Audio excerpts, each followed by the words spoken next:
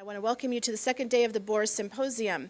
We are honored today to have Rula Salameh here from East Jerusalem. She's a Palestinian woman who has been working with Just Vision.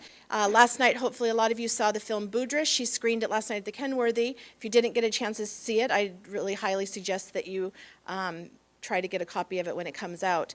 Rula is here today to talk to us about human security in the 21st century, and particularly human security in Palestine, which we were talking about earlier, really covers all the dimensions of human security: environmental, health, economics, all the gamuts. So I want to give a warm welcome to Rula. Thank you for being here.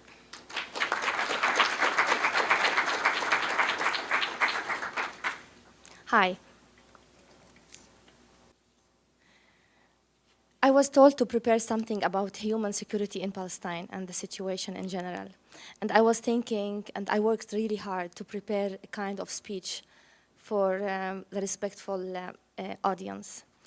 And I went over the main topics to collect information about the human security in Palestine. And I felt that there's nothing related to the Palestinian issues under human security. Because if we are talking about the personal security or the food security or the political security or the economic security, none of them existed in Palestine, in East Jerusalem, in the West Bank, and in Gaza. And I will give you details so you can understand what I mean by this.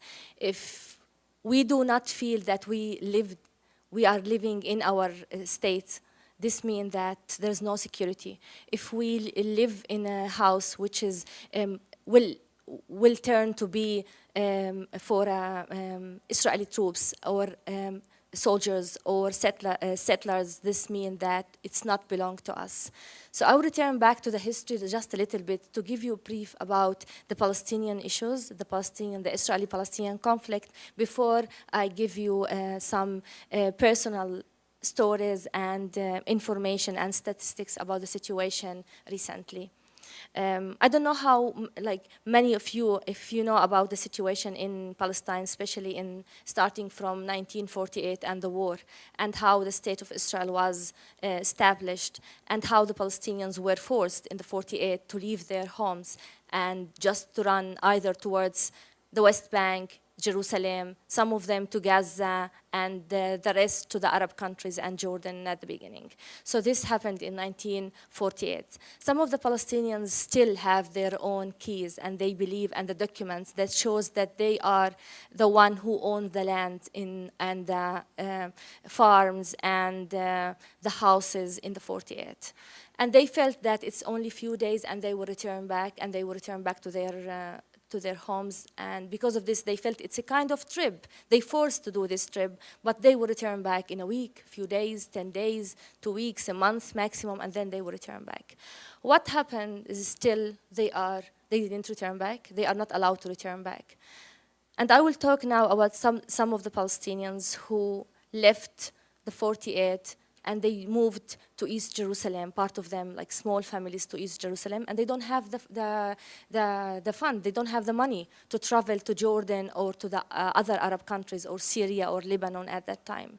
And they felt that they can just sit and share the place with some of their relatives in the old city of Jerusalem, or in some places in the West Bank, or in Gaza even.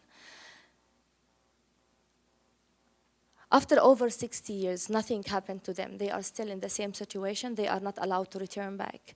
And we are not even, the Palestinians, asking for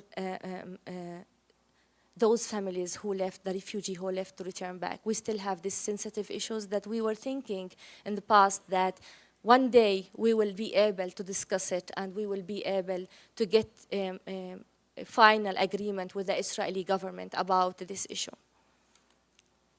So we will start with the 48. Palestinians were forced to leave their homes. We were talking about nearly 1 million, and now we are talking about over 6 to 6.5 million Palestinians in the Arab countries and some European and the United States.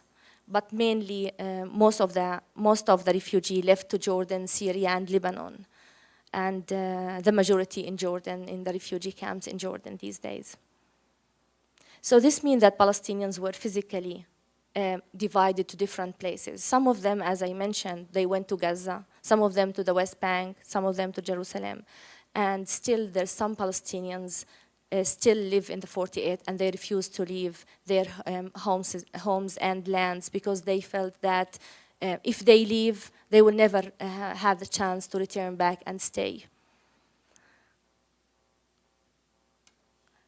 And this is still very complicated issues. We were thinking that after Oslo Agreement in 1993 that we will discuss the refugee issues after 5 years of the agreement. And of course, even what we discussed during the agreement and in the agreement itself, we didn't really manage to get anything from the Israelis. And this is like for different reasons that we will cover it soon.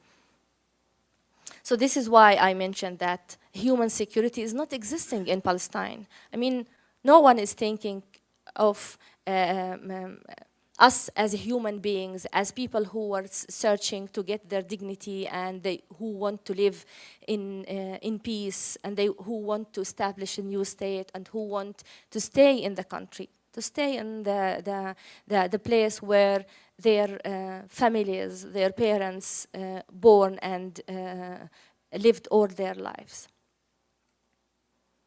There's different resolutions from the UN that Palestinians refugees should return back to their homes. And of course, there's different resolutions for supporting the Palestinians, and none of these resolutions happened until now. We have different resolutions to solve the refugee issues, the Jerusalem issues, land for peace, 338, 242. I mean, different resolutions, and none of them the Israeli Authority decide even to consult with us about the situation. So still, the situation is really very complicated when it comes to Jerusalem and the refugees. So this is the most sensitive issues that we'll discuss in the future, and we don't know if this is like in the coming 10, 15, 20, 100 years. Nobody knows. I will return back to talk about, because if we return back just to talk about the history, we will never find a solution for the situation. After the 48 and what happened in the 48, in 67 we have the same war. Palestinians were forced to leave some places because of the Israelis, and as you know, Jordan, the Jordanian government used to run and take control part of the West Bank, and the Egyptian government used to control and run the Gaza Strip. And after the 67 war, and after Israel took over East Jerusalem and everything was changed on the map, on the Palestinian map, Palestinians felt that the whole situation is really complicated, and they are adding more refugees to the refugee list of the Palestinians who left in the 48. So now we are talking about Palestinians who were forced to leave their homes in the 48, Palestinians who were forced to leave their homes in the 67 in the war, and now we are talking about a refugee. Most of the Palestinians, the majority of the Palestinians, they are refugee either in the Arab countries, in the international world, and also inside Israel and the West Bank and Gaza. There was something that really changed the life of the Palestinians, and this issue was really sensitive and was very important for the Palestinians, and it shaped the history of the Palestinian, which was the first Intifada. The first Intifada was in 1987 in December, when the Palestinians they want to do something to end the Israeli occupation. They want to do something. They want to organize themselves in groups. Of course, political groups, representatives from different political groups manage to organize themselves to do something like activities to end the Israeli occupation. And this was before the Palestinian Authority returned back from Tunisia and the Arab countries. It was before the Oslo Agreement. And this is, we believe as Palestinians, we believe that this was one of the reasons the first Intifada brings the Palestinians back, because we pushed Israel to recognize us as Palestinians, as human beings, as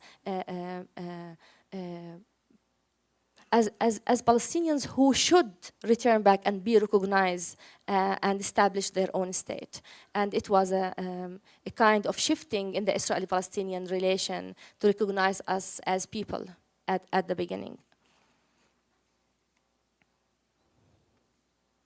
The first Intifada was,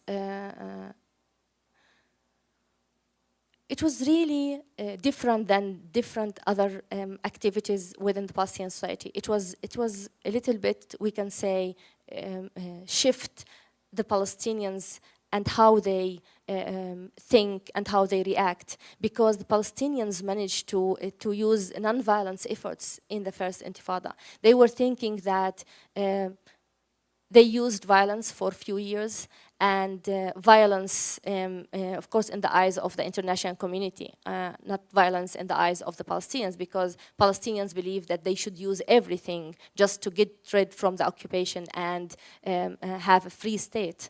But for them, for us, it was the first time for the Palestinians to think of what kind of activities they should do and prepare to find support from the international community. And because of this, I was one of the group who was really active at the first Intifada. Because of this, when I talk about the first Intifada, I feel that this is part of my life. I felt that we need to do something. We need to work together. We need the unity between the political parties in Palestine, so maybe we can get something out from the Intifada. It's not the major point is just to organize demonstrations. The thing that we have a vision about what will come out from this Intifada and from the activities.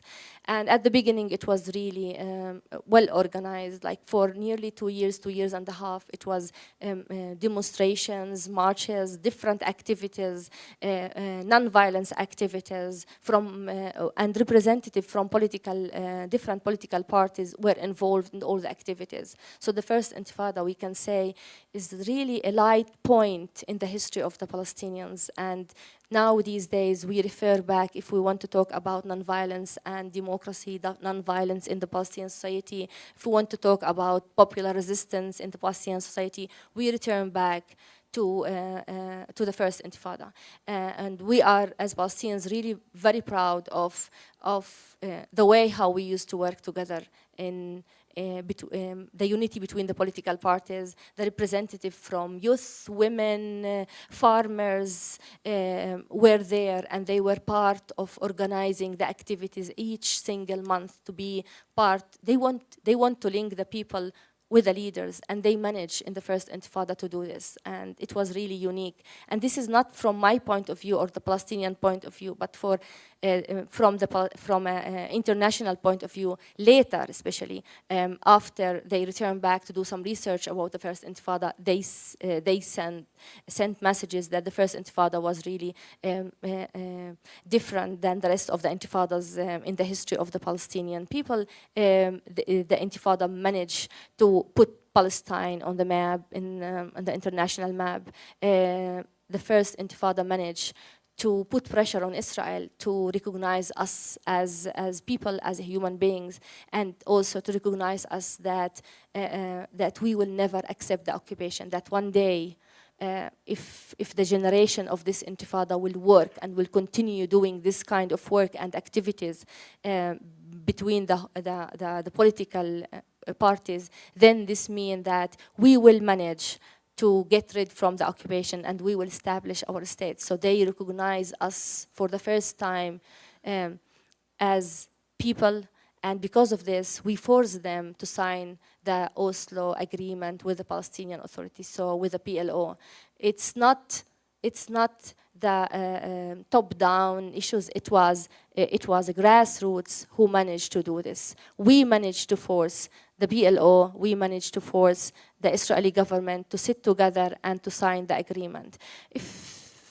we don't want to say if this is a good agreement or bad agreement for the Palestinians, but I mean, the purpose was that we want to have something and we want to build peace. We want to sit in our own country. We want to live like human beings. We want to have our kids and children to be raised as other kids in the world around us.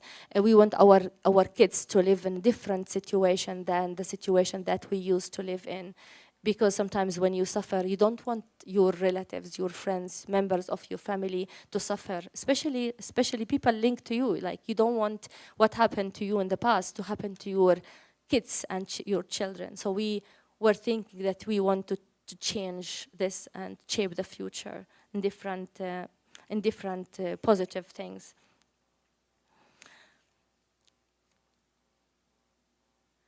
From the first Intifada, and then we have the Oslo Agreement, and then, of course, Palestinians for the first time, they felt that they will have their own government, they will have their own state.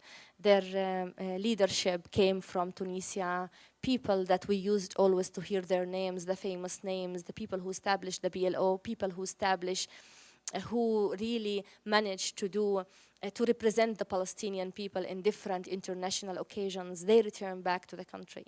And I can remember the day that when Chairman Arafat came to Jericho, and it was at the beginning, it wasn't the Oslo Agreement, it was Jericho-Gaza agreement, where Palestinians were allowed only to come from the Arab countries, either to go to Jericho or to Gaza. And then we were told that we will establish our state in Gaza and Jericho at the beginning, and then later we can negotiate about other cities. So this is how the agreement was. And Palestinians were really celebrating in the streets. I can remember that people were I can say hundreds of thousands of people were waiting the president and his team to come from Jordan in Jericho.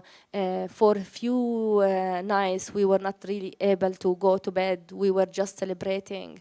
I remember Palestinians used to go and welcome the soldiers, the Israeli soldiers on the checkpoints by giving them either sweets or flowers. They were thinking that this is the end of the occupation. Then we will be treated as in a way, in balance. They will see us as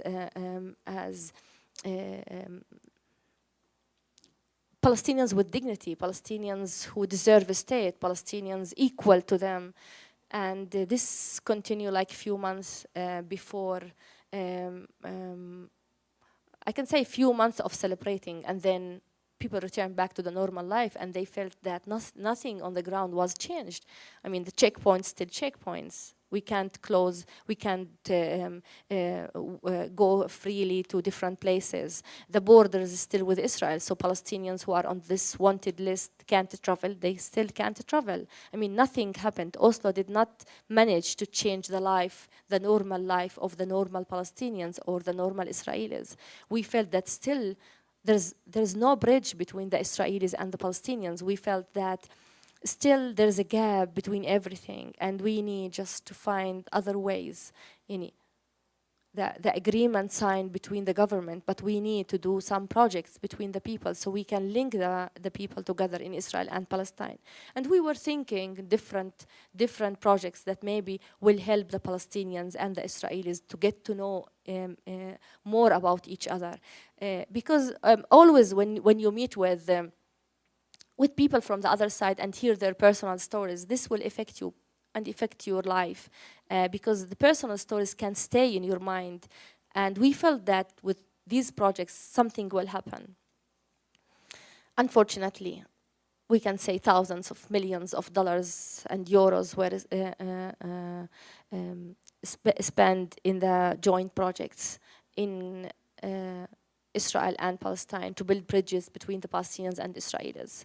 And it was since Oslo until nearly 2000, when the Palestinians recognized that even spending all these millions will not be able to build bridges between the Israelis and the Palestinians. And why?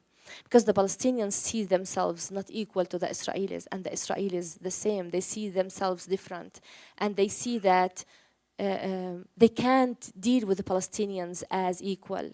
And this is something with the mentality and with the situation. Because if you want to make peace with people, you make peace with equal people. This is how things works. You can't make a agreement between the master and the slaves. You want to make the agreement between masters, between people.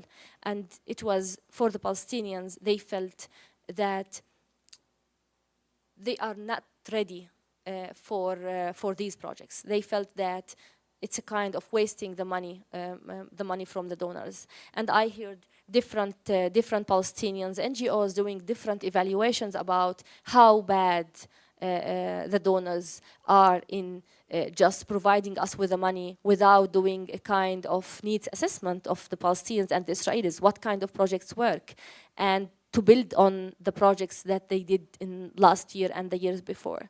So even the money, it's not the case. I don't think that the problem in the Israeli-Palestinian conflict is money and projects and funds.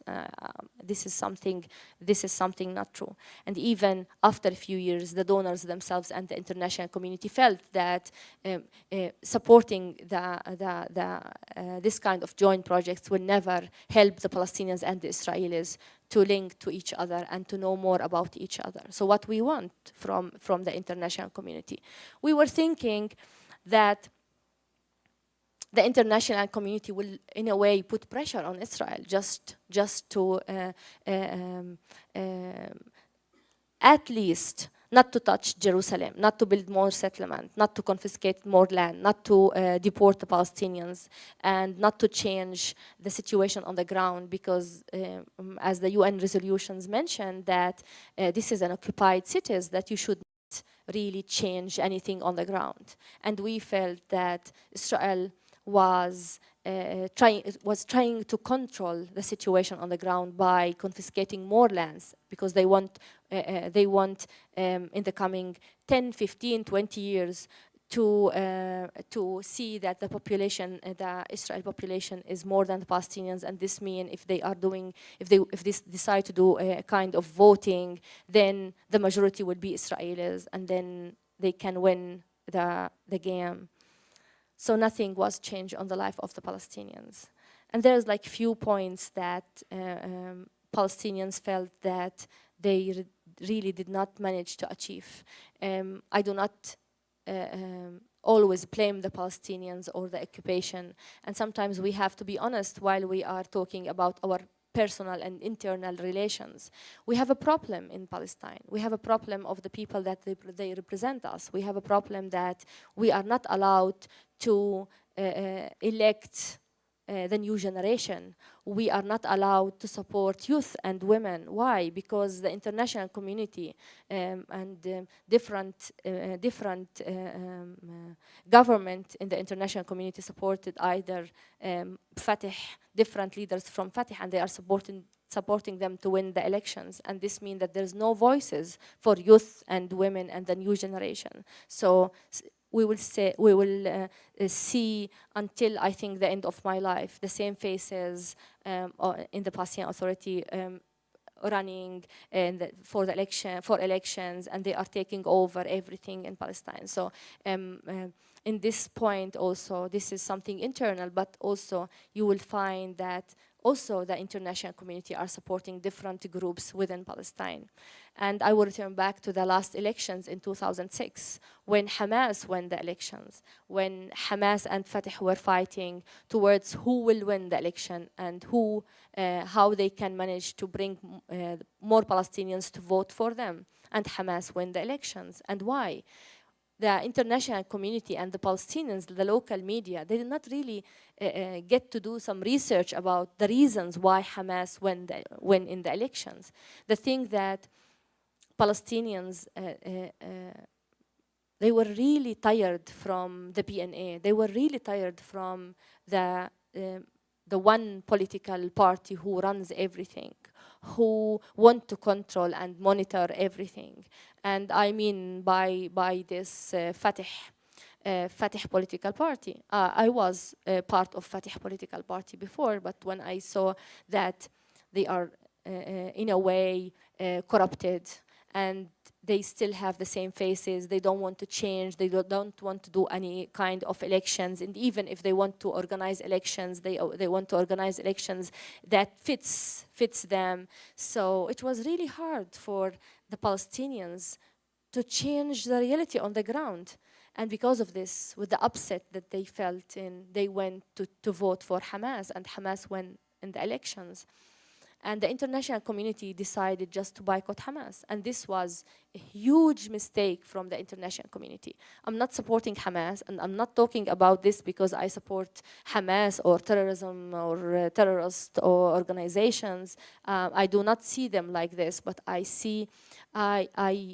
meant by my words that if Hamas was elected from the Palestinian people, this means that the international community and the Palestinians and the Arab countries should respect the elections, because it was a free election. And this is not from the eyes of the Palestinians, it was from the eyes of the international community, who sent delegations, and they said that it was a free election. So what happened? The international community decided just to boycott Hamas. Even the Palestinian Authority and representatives from political parties in Palestine locally decide to boycott Hamas.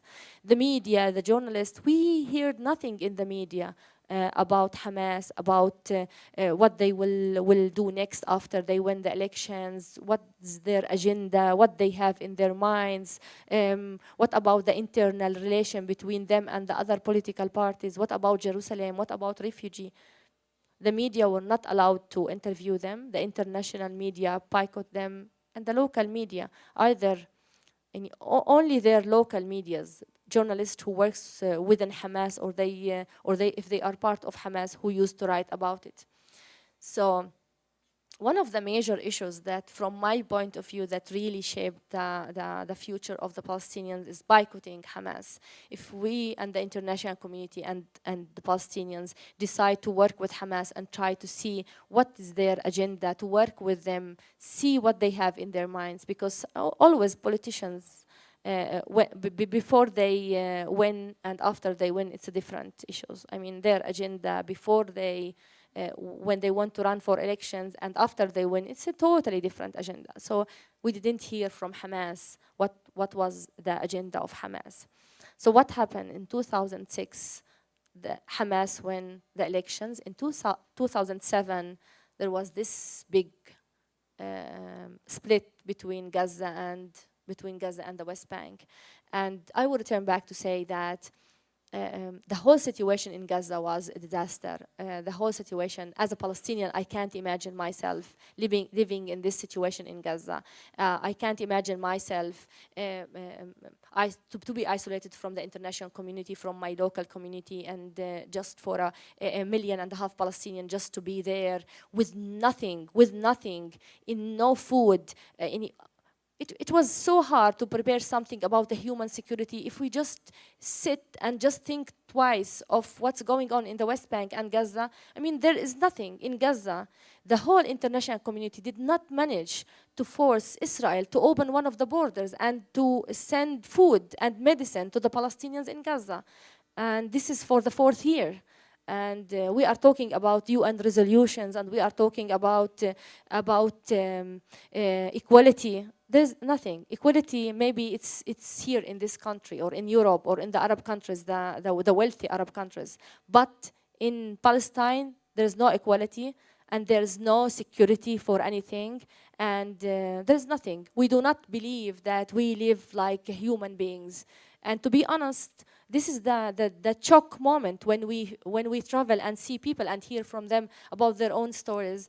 I mean, there's a huge gap between the personal stories that we hear it from people like you, with all the respect, how like you you are thinking of your future, of your study, what do you want to do in the future. We don't have this in the West Bank and Gaza. Most of the Palestinians, they just lost hope easily. They will say, why we should spend our life studying and thinking, and we know that we are not allowed to leave the country. We don't have the money, we don't have the support, we are not well connected, so we can't get a visa. We are in Gaza, and we have a lot of students who have really can't share their stories. They can't leave Gaza, and even if they have a visa and if they have the scholarship, and they will spend a few months and sometimes few years before they manage to leave Gaza. So this is the situation in the West Bank and Gaza, and mainly Gaza. So the split happened between Gaza and Fatah. And for a few months after the split, you can't mention anything related to Hamas or Gaza in the West Bank because you will be arrested, and you can't mention Fatah or your relation with Fatah leaders in Gaza because you will be arrested from Hamas. So the situation was really complicated.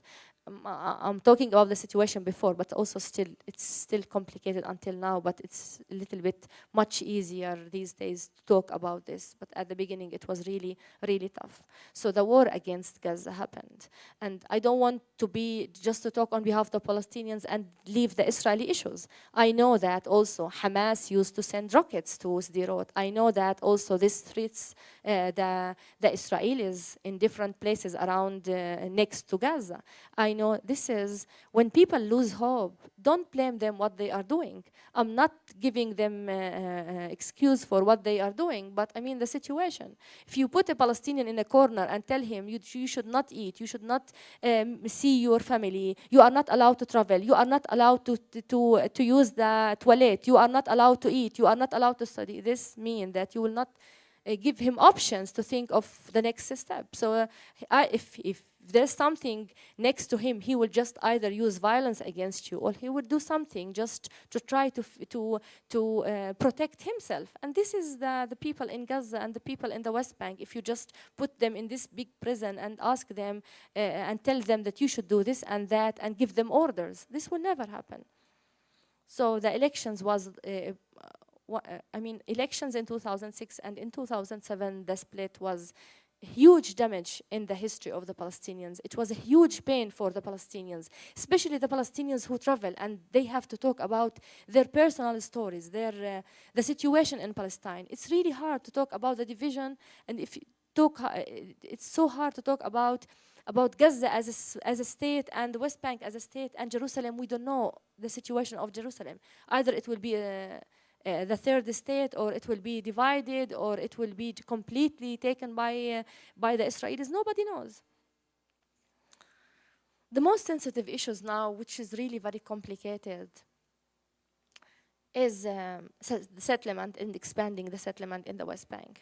While Palestinians and Israelis, they met and they are meeting until the last few months, they just stopped meetings. But before, for nearly 20 years of meetings and negotiation in different places, once in the States and one in Europe, and sometimes in the Dead Sea, and sometimes in Israel and Palestine, the settlements still was a big issue, because we were talking and the Israelis were working. We were talking and negotiating about the land, and Israel used to expand more settlements and to expand the settlements and to build more illegal settlements in the 67.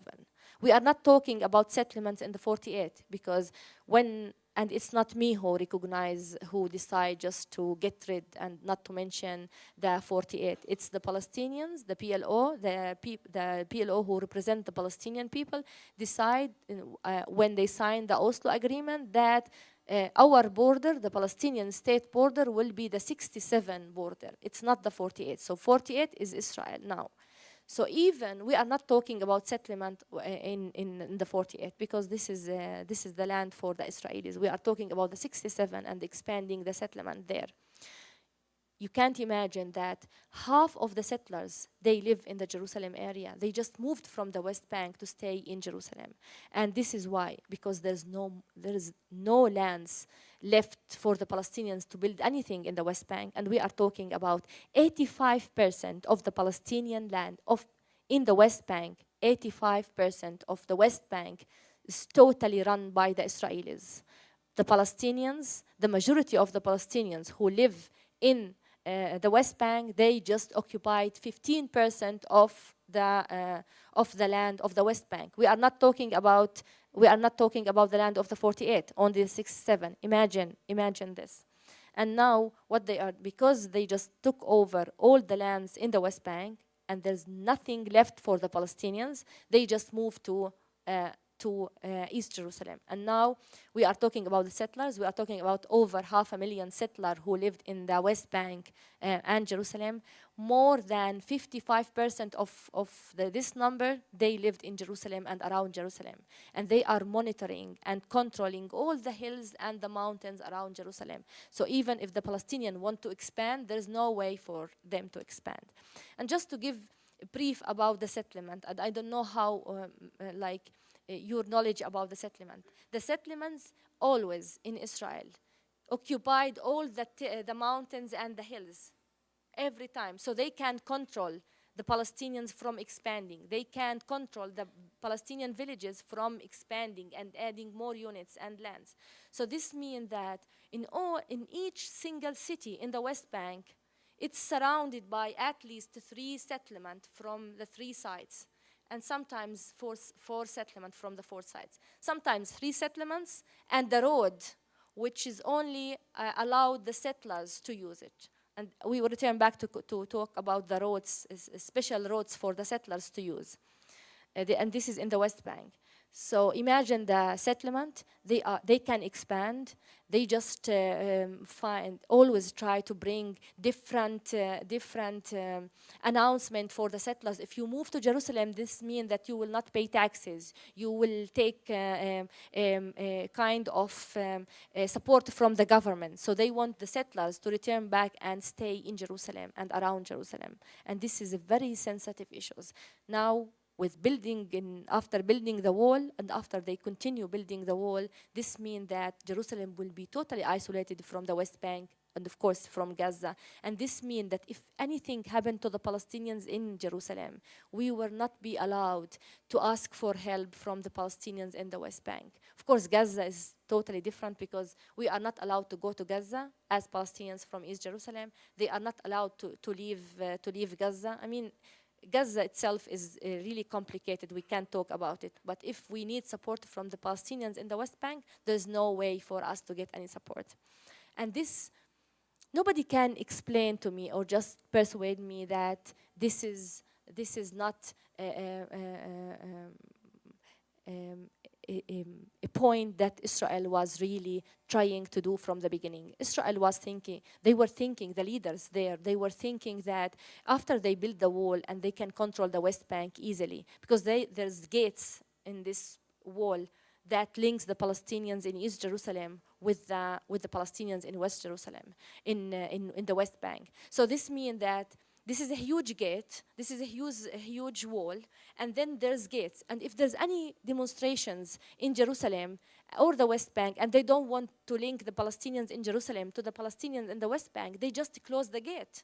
And you will not be able to leave or to go to any place to the West Bank or the people from the West Bank to enter.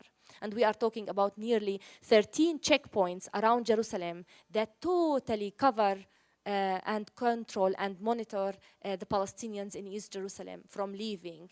So this means that if there's anything, there's no way for Palestinians from the West Bank to enter. So with the wall confiscate the rest of our lands. And we are talking about the wall that was built in the Palestinian land. We are not talking that the wall was built on the 67 border. So this is like an internal Israeli issues. If they build it on their border, it's okay. And I mean, of course, we prefer not to see the wall. But I mean, this is the border of this country, and we don't have any access. And it's up to them to build what they want if they are not taking and confiscating our lands. But once you see and hear that all the land was confiscated from the Palestinian land and nothing affected the Israeli land, this means that there's something. So what happened in the wall? That this ugly wall confiscate more lands from the Palestinians, and there was a kind of left around 13% of the land, the West Bank land, in between the 48 border and the wall.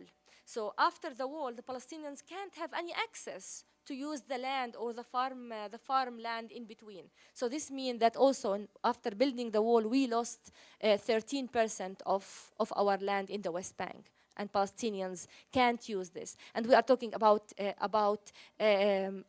farmers who depend totally on the agriculture and the land.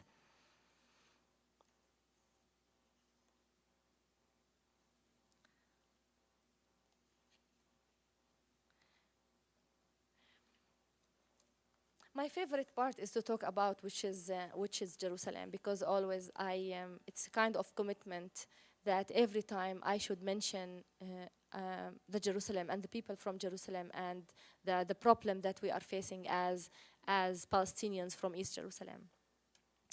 I just will give you some statistics. I know that you will not really keep these statistics in your mind, but just to give you a briefing about the situation. We are talking about the wall, who starts in 2002 and nearly done. And we are talking about nearly 90% of the wall have been built and confiscated the lands of the Palestinians. We are talking about nearly 90,000 to 100,000 Palestinians from East Jerusalem will lose their Israeli ID because of the wall, because the wall took part of their home, lands and houses. And now, after building the wall that was built as a zigzag and confiscate more land, now they are not inside the wall, they are outside the wall. So this means that they have to lose their Israeli ID. In the coming few months, a year, 2 years, nobody knows. So we are talking about losing 90 to 100,000 Palestinians. And we are talking about the majority. We are talking about a population of 300,000 Palestinians in East Jerusalem. So building the wall just took out around 100,000 Palestinians from Jerusalem. So now we are talking about 200 Palestinians in East Jerusalem. We are talking in Jerusalem about 17,000 demolishing orders. Until January 2011, the Palestinians received 17,000 demolishing orders in East Jerusalem alone. So this means that 17,000 families will be out from Jerusalem in the coming between 3 to 9 months. 3 to 9 months. They need to put at least $30,000 to $35,000 just to the court to apply to the Supreme Court. So imagine the amount of money and imagine the amount of people who will be dismissed from their homes. We are talking about 10,000 Palestinian students under the age of 8 who do not have any access to schools in East Jerusalem alone, because we are not allowed as Palestinians to build new schools in East Jerusalem or to add more classrooms to the schools, to the existing schools, or we are not allowed even to do renovation for the old schools. Because last year and the year before, 2 classrooms went down and they were really few students, 4 or 5 students were really injured because the old schools and because the Israeli authority refused to allow the schools to do some renovations. We are talking about a family reunion, which is if a Palestinian woman or a man get married to a Palestinian from Jerusalem, get married to a Palestinian from the West Bank or Gaza or the Arab countries or internationals, Americans or Europeans, we are not allowed to bring them to sit in East Jerusalem and to stay there in East Jerusalem with us. They will get a 3-month visa and they will never give them a visa again. So this is a problem also, because now we have this problem. When I returned back to Palestine in 2001, we used to have 13,000 cases like my case, which is Palestinians married to Palestinians outside or to the internationals, and they are not allowed. If you leave the country and you want to stay with him in Jordan or the Arab countries or Europe, also you will lose your Israeli ID, because they count the days that you spend it in Israel and the days that you spend it outside Israel. They count it in the calculator. They say in January you spend 3 days in Jerusalem and 27 days outside. They are monitoring everything. So this is also a big issue. We are talking about a neighborhood, a whole neighborhood in Silwan. We are talking about 88 Palestinian families in Silwan that they will lose their homes, and a historical thing and the park will be built in this area, in the Silwan area. We are talking about Sheikh Jarrah. We are talking about 28 Palestinian families who were deported from the 48 and then to the old city, and from the old city to the Sheikh Jarrah, with an agreement between the Jordanians, the UN, and the Israeli government. And the Israeli government said to the UN that we don't want them anymore. So now there's settlers who want to take over the Sheikh Jarrah neighborhood. Because of this, we have the demonstrations every Friday. This is the situation. This looks so dark, but still we need to do something.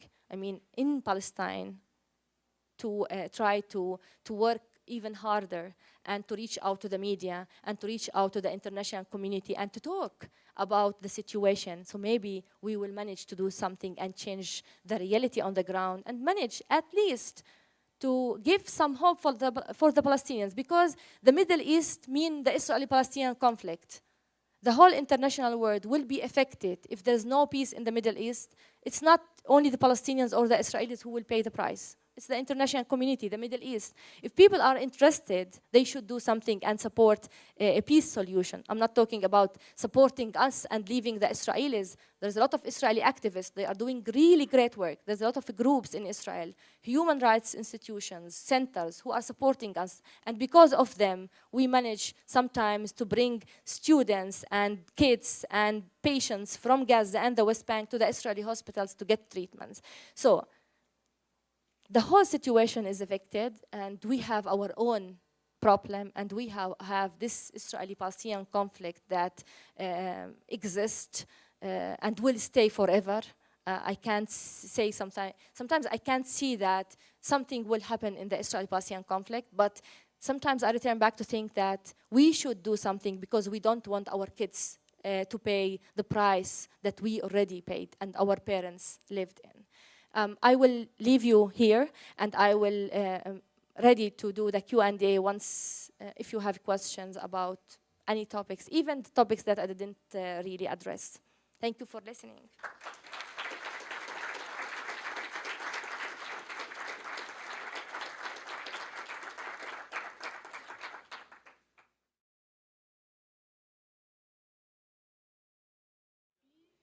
Hello. Well, I just was asking her about the demolition orders.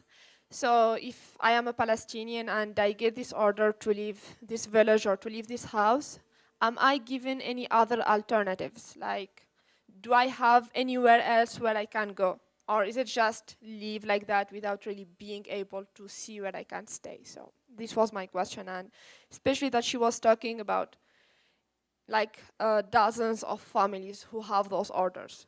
So I'm kind of imagining, or the way I can like picture it is that I cannot even go to my relatives and I cannot go to my neighbors. So where should I go? I mean, when they give the Palestinian families the orders, they do not really care if the Palestinians will stay, will leave. The whole issue is that they will receive the orders, and they will give them like 3 months nearly to apply to go to the court. And if they want to take their case to the court, then maybe the court will give them another 2 months, 3 months to provide documents, something like this. But not all the Palestinians have the money to go to the court. It costs a lot of money. I mentioned that sometimes $30,000, $35,000 just to go to the court, which is none of the Palestinians have this amount of money to go. I mean, we are talking about 17,000 family, 17,000. This is a huge amount of money. Who will pay for them? The Palestinian Authority, they don't have the money to do this. So they do not give them alternatives. Their point is, you should leave the area. Where to go? It's not their business. how do you feel about there's a proposal, an idea for Jerusalem to become an international city, that it becomes its own kind of separate entity, and then you have Israel on one side and Palestine on the other, and kind of Jerusalem sitting in the middle that becomes its own entity, not really a country, but something like this. How do you think about this idea? Yeah, personally, I feel that maybe this is a solution. If you ask me these questions before, when they just mentioned it before a few years, I'll say no. We want Jerusalem to be our capital, and we want to see Jerusalem for East Jerusalem for the Palestinians, the capital of Palestine, and West Jerusalem, the capital of Israel, and then we can find a way. But I don't think that this is possible. It's really too complicated to divide East Jerusalem from West Jerusalem. It's not that you can build a wall and then it will work. So I think to be internationals, and then we will have access like the Israelis to enter. I think this is the best way. And now some Palestinians, they believe that maybe this is a solution, and that they can accept it now. Before they were even, they don't want to mention it. They don't want to think of it. But personally, I feel that this is a solution. If I will see my relatives from the West Bank in Jerusalem, and they have access and they can come, and other Israelis will come, and it will be like international city, I think I don't want to feel that only Palestinians can be there. I want to see like Israelis, Palestinians, internationals, Muslims, Christians, Jewish to be there and to see, because the holy places inside the old cities, like for the three religious.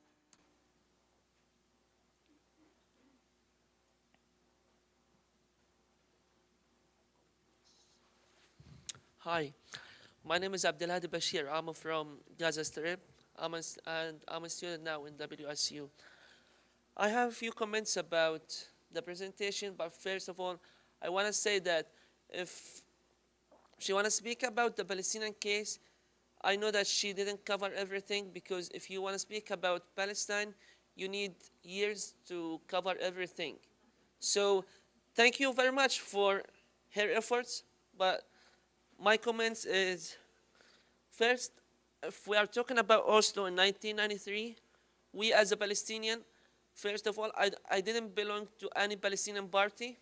I usually say I'm a Palestinian. I didn't belong to any Palestinian party.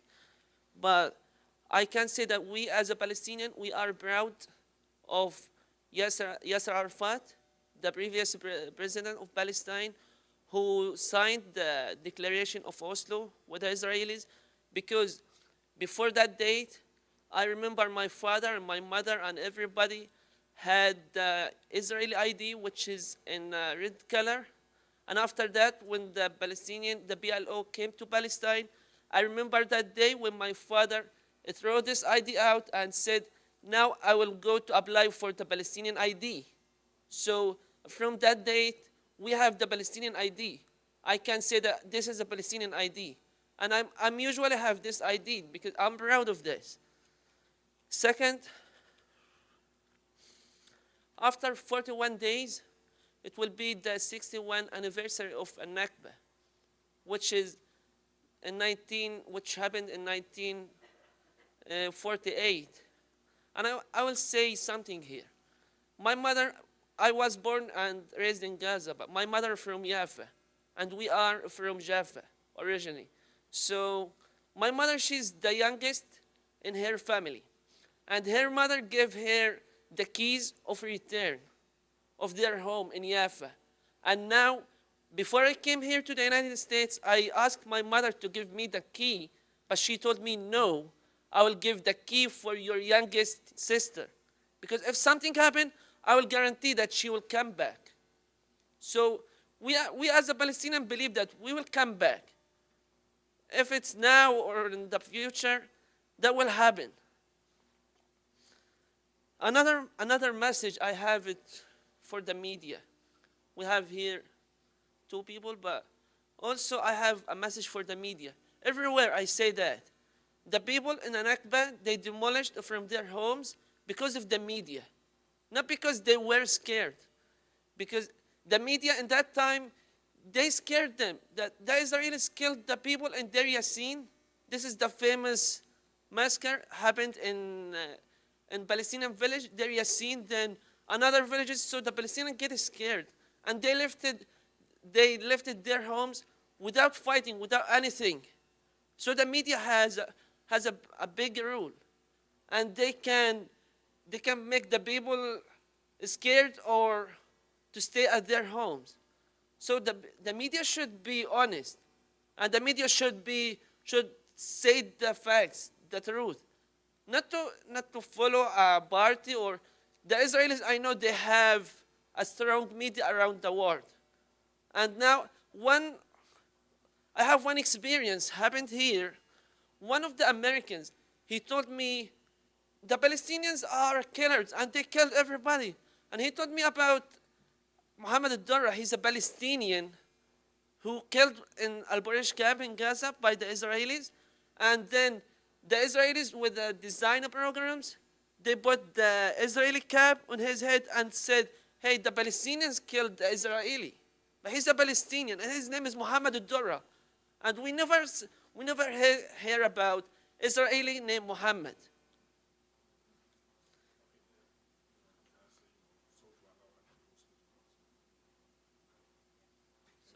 Thank you.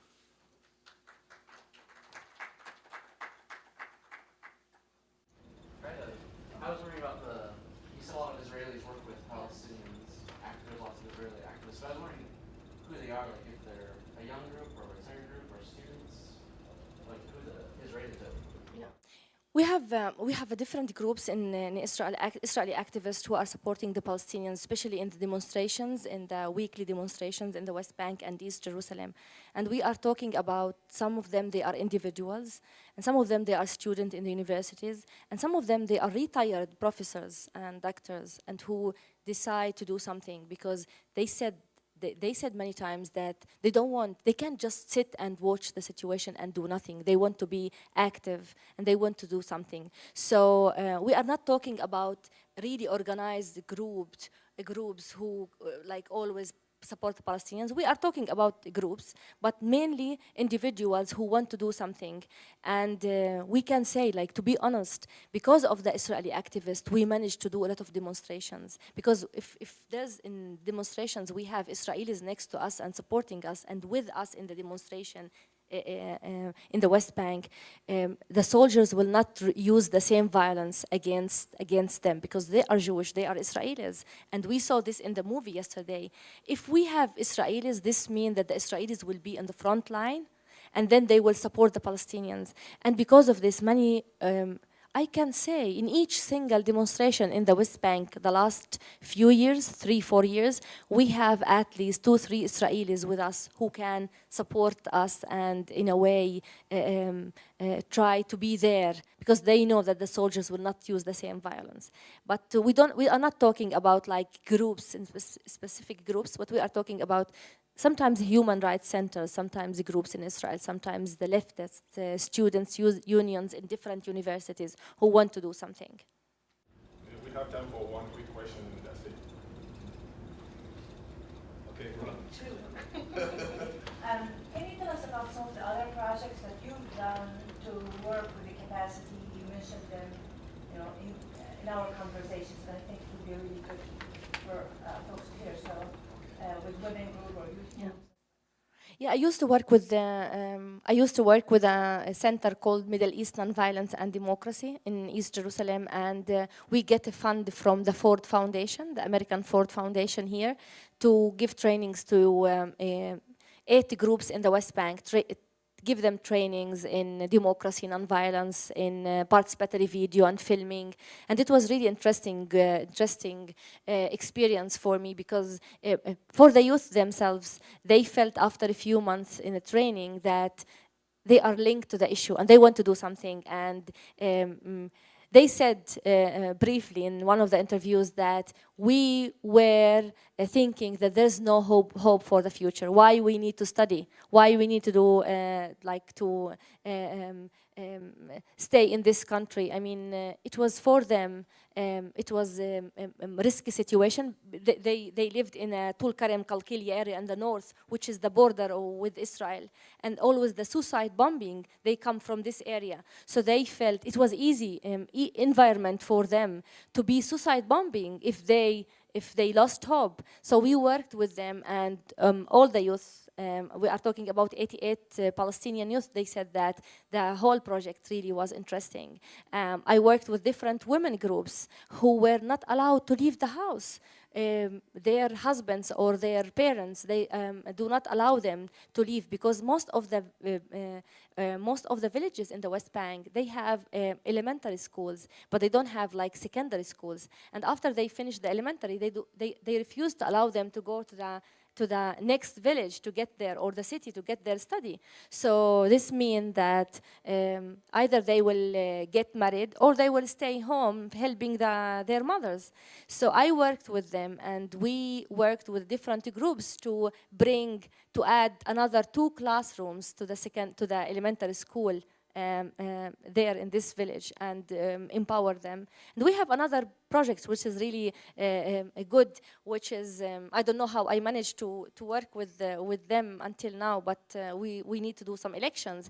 It's a handicraft group, people who they have nothing. They need to support their families. Either they are widows. We are talking about 81 Palestinian women who have nothing, and they feel that they want to support their families, and they don't know what to do. So I asked them if they can do the handicrafts, because most of the old women in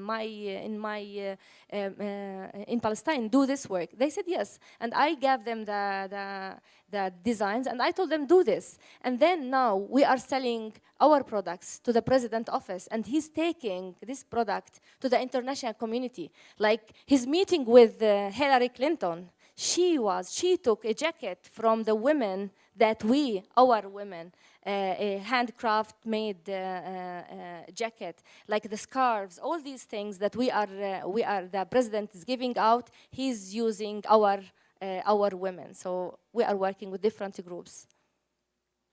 Thank you for listening. I know. I want to ask one more question. I think when people come and speak and they tell us about what's going on, it's really important for students to hear about what are actions we can take here, and what do you see the international community, American citizens, what do you see their role, and what can we do to be in solidarity with the action in Palestine? I was asked this question in the morning with the meeting with the students, and I said that I can't ask the question the students to come to Palestine and help us there. I know that not all of them they can do this work, but I mean just hearing and listening to us, and just give us space and inviting us and hear our pain and our story. This is really great. And if we can also link them to some NGOs, and they can hear more about what we are doing there, and if they are interested in doing any kind of work, empowering women, work with youth groups. If they have the skills, it will be really interesting for them. And also the media. I mean, if just one of the people who saw the movie yesterday, or who was here today, and just returned back to his group, his family, and he was like sharing the information with them, I think this is really a huge achievement. And I believe everyone can do something. We can write to the people. We can, if we are a journalist, if we are a media people, we can do something. We can write. We can write the story. I don't want them, the media, to be pro-Palestine or pro-Israel. I want them to be like pro-solution, pro-something, that the equality between the people. Why we don't have media, support from the media for our stories? We have hundreds, thousands of personal stories every day, every week in Palestine, and the media is not interested to highlight or to cover. So if they are linked to the media, I'm really... and also, they can contact me. I mean, I'm there. I know the people there. If people are interested to go to the West Bank, see the situation, work with NGOs, go to the field, I'm the perfect person to link them to the families. But they have to stay there with the families, so they can learn more about the families, not just to go and visit, at least a week. And we say in Arabic that a welcome a Palestinian traditional welcome is like 3 days and a half to sit with the family and learn from them, eat with the next to them, and share their own stories, and then they can get to know the whole story and the reality on the ground. Thank you.